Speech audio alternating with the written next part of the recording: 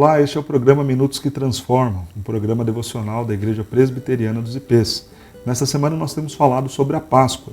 E claro que quando nos lembramos da Páscoa, falamos muito acerca da morte do Senhor Jesus, da morte do Cordeiro, falamos da lembrança do Antigo Testamento, que envolvia um animal, um cordeiro sacrificado, mas falar da Páscoa também é falar da vida, é falar da ressurreição.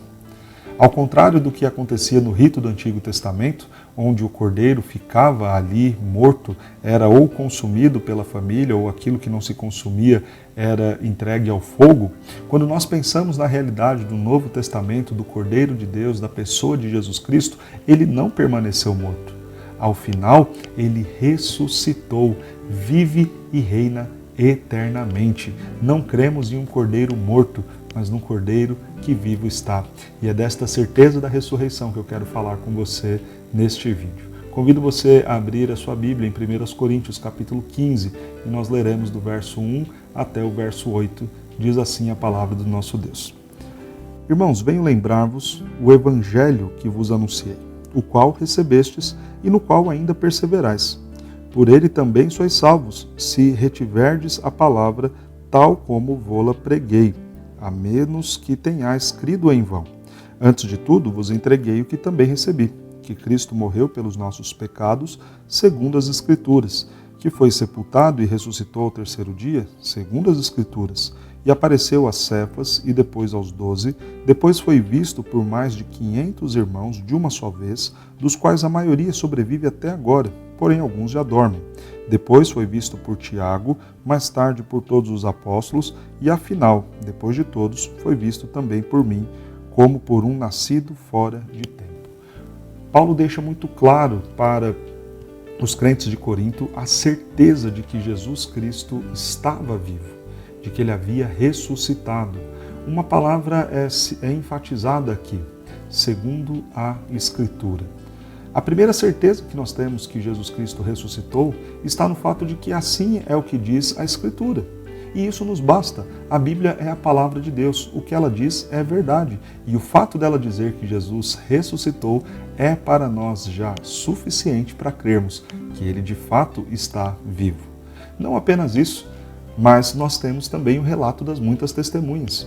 Várias pessoas são citadas aqui e um grupo de mais de 500 irmãos que viram, que testemunharam, que foram testemunhas oculares da ressurreição de Cristo.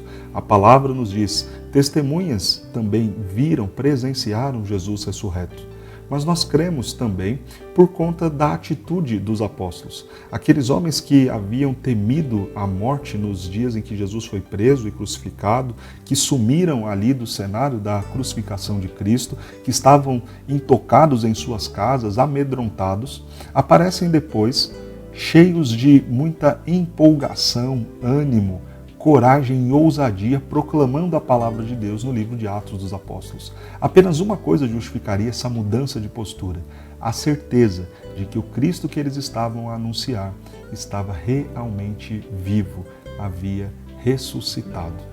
Eles agora, capacitados pelo Espírito Santo de Deus, testemunham deste Cristo e testemunham com ousadia, estão dispostos a morrer por ele, como nos relata a Escritura em Atos capítulo 4, quando Pedro se dispõe a morrer ao invés de desobedecer ao seu Deus, prefere a morte do que desobedecer ao seu Deus, o que nos prova que eles experimentaram a presença, o relacionamento com o Cristo vivo, ressuscitado.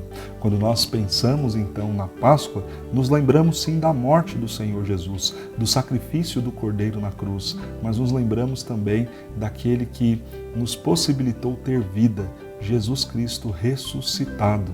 Nós falamos de morte no sentido dele ter recebido a punição pelos nossos pecados, mas falamos de vida e vida eterna, porque ele ressuscitou e é para nós a garantia de que também no último dia nós ressuscitaremos. Jesus Cristo ressuscitou e vive eternamente, e esta é uma verdade. E você experimentará da morte eterna no último dia ou da vida eterna? Creia no Senhor Jesus e você então viverá eternamente. Que Deus te abençoe.